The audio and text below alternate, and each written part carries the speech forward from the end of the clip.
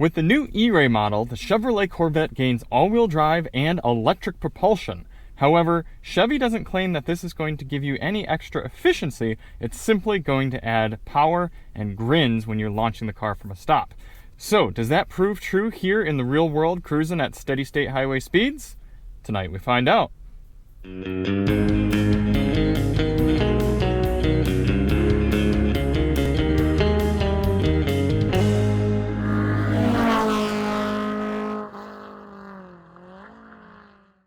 Hey everybody, it's Charlie from Daily Motor, and tonight we've got the real-world highway fuel economy test on the 2024 Chevrolet Corvette E-Ray. In this test, we're going to head out on the highway and do 50 miles out and 50 miles back, averaging 70 miles per hour, to get you a realistic fuel economy number for this electrified all-wheel drive Corvette. And before we get started, let's hop out and take a look at it.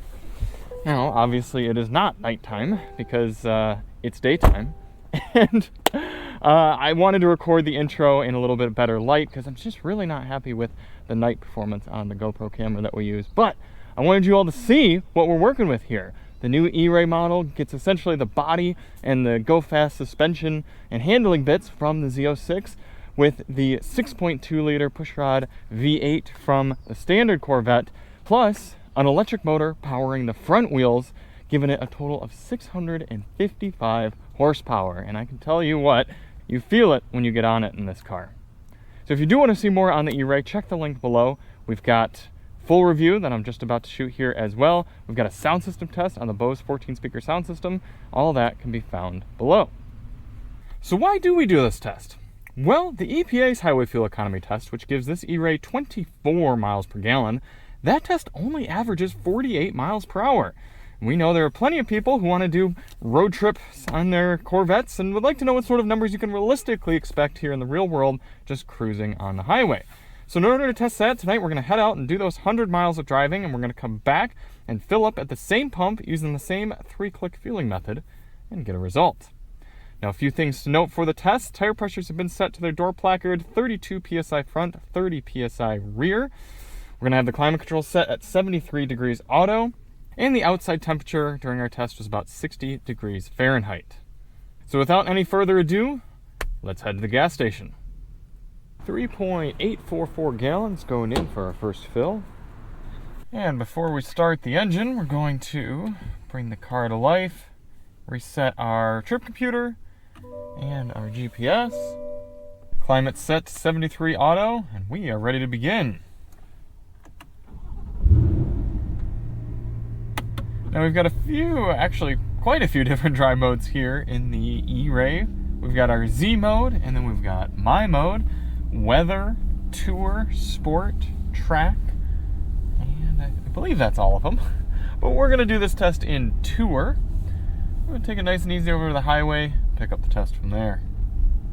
Now the goal of this test isn't to hypermile. We're not trying to squeeze the best possible mileage out of this car, but rather just get a realistic figure.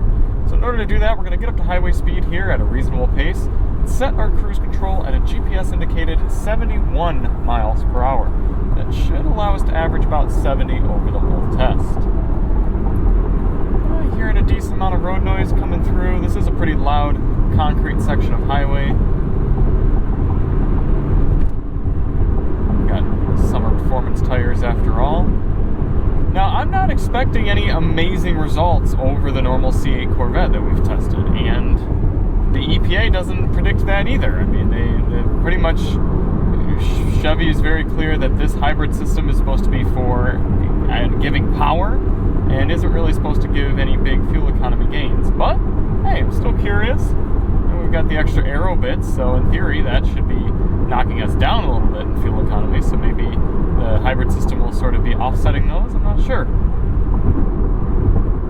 What I do know is that apparently starting later for this test doesn't actually help us with traffic, because we are down a few lanes because of construction and we have not been able to get up to 71. Alright, looks like the speedometer on the car is about 1 mile per hour high compared to the GPS, so we'll be settling in at 72 once we get a chance. I don't even know why these lanes are closed right now. They're not doing anything in them.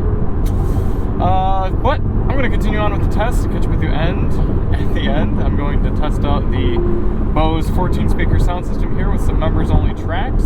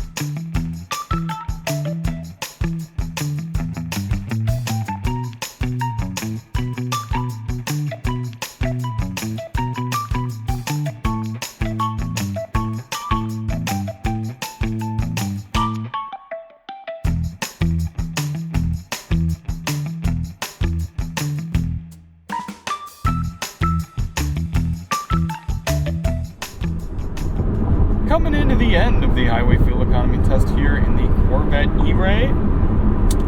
This is a cool car. It's cool. I really appreciate how Chevy and General Motors have given us all of these nerdy electric vehicle stats here. It shows you how much horsepower is being either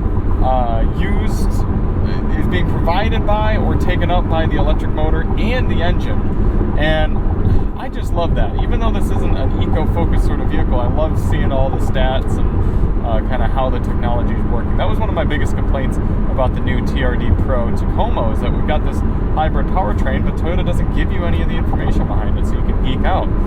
But it's really interesting how this car will run on 4 cylinders with the dynamic fuel management V4 mode a lot longer than the standard Corvette, because it can use the electric motor to fill in the power gap there, and you can even go up pretty dramatic hills cruising at 70 miles per hour.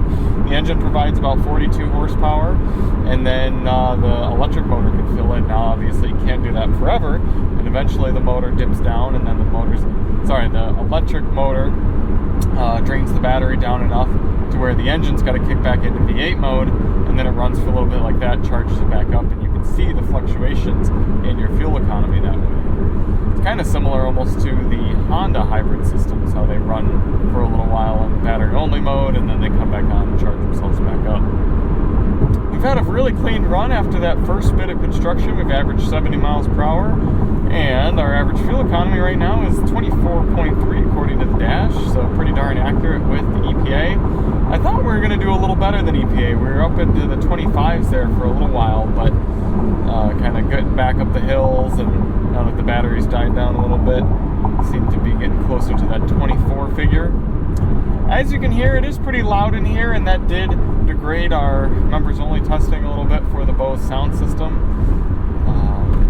Rides a little firm as well, but I mean, it's a sports car. I'm not complaining, I'm just kind of observing. I do like how you can dial the digital gauge cluster all the way down to this minimalist mode and just get your speed.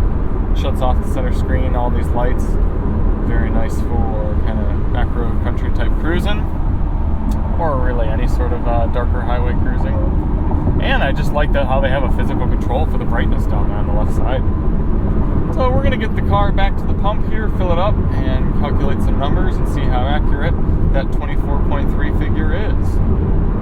We ended up putting in 4.186 gallons, so 100 miles traveled divided by 4.186 is giving us just a hair under 24, 23.9, but that's going to round up, meet us right there at that 24 mile per gallon figure, smack dab what the EPA was giving us. Now, this E-Ray actually comes from the factory with all-season tires, and I assume those are the tires that the EPA did their testing on. With those all-season tires, I bet you would be 1 or 2 miles per gallon higher, so take that for what you will if you get an E-Ray and just run on the all-season rubber. We have the optional summer tires on here. When we tested a standard C8 Stingray with the all-season tires, we got 30 miles per gallon, so quite a bit better than the 25 MPG that car gets, but I think that one was with Z51. So yeah, I mean, depending on which trim and kind of spec and everything of Corvette, the base model is still probably going to be the most efficient because you got less aero dragging it down. This one's got more weight and more aerodynamics, but it's nice that electric motor can help fill in at least some of the power gaps there. We've got an 18.5 gallon fuel tank in here, so 18.5 gallons times that 24 MPGs, giving you an effective highway cruising range of 440 miles here in the 24 Chevrolet Corvette E-Ray late night. So thank you all so much for watching. If you do want to see more on the Corvette E-Ray, check the link below. We've got our drive review, the Bose sound system breakdown. You can find that all below, and we'll see you on the next one. I'm Charlie from Daily Motor, and as always, drive on.